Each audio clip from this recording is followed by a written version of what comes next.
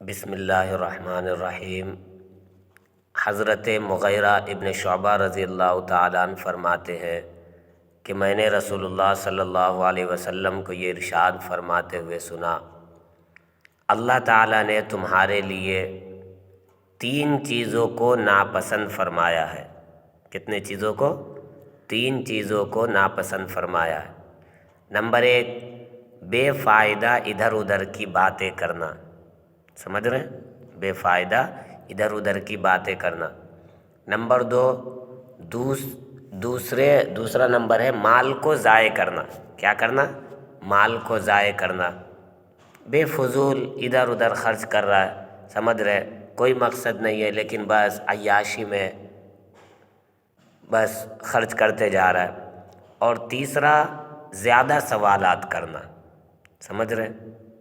ایک اور حدیث کے اندر میں پڑھا تھا کہ اللہ کے نبی صلی اللہ علیہ وسلم نے ارشاد فرمایا، تم سے پہلے بہت سی امتوں کو اللہ تعالیٰ نے ہلاک کر دیا ان کے زیادہ سوالات کرنے کی وجہ سے۔ نبیوں کو پہلے زمانے میں بھی اور اس زمانے کے اندر بھی بہت سارے لوگوں کو دیکھا گیا ہے کہ وہ آزمائش کرتے ہیں، لوگوں سے پوچھتے ہیں، سمجھ رہے، خاص طور سے حفاظ کو اور علماء کو ایسے سوالات پوچھتے ہیں، دیکھنا چاہتے، معلوم رہتا ہے، اس کے باوجود بھی سامنے والے کو یہ دیکھنا چاہتے ہیں کہ معلوم ہے یا نہیں، اس کی جانچ اور پرکھ کرنا چاہتے ہیں۔ نہیں میرے بھائیو، اللہ تعالیٰ کو زیادہ سوالات کرنا یہ پسند نہیں ہے، سمجھ رہے۔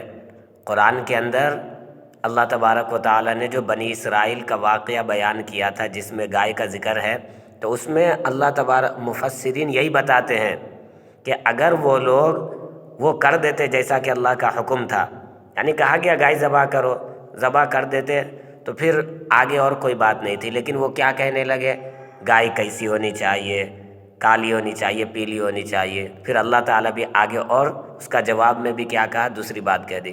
پھر اس کے بعد اللہ تبارک و تعالیٰ نے ایک اور بات بتا دی، انہوں نے دوسری بار پوچھا تو پھر اللہ تعالیٰ نے اور بتا دیا کہ نہیں، وہ گائے ایسی ہونی چاہیے کہ جس نے کبھی بھی کھیت کو جوتا نہ ہو۔ تو میرے بھائیوں، اس واقعے سے یہی پتہ چلتا ہے ہمارے کو کہ اللہ تبارک و تعالی ہمارے کو جس کام کا حکم دے، نبی جس کام کا حکم دے، فوراً ہم کر لیا کریں۔ یہ نہیں کہ یہ کیوں یا ایسا کیوں، اس میں نہیں کرنا چاہیے اور زیادہ سوالات نہیں کرنا چاہیے۔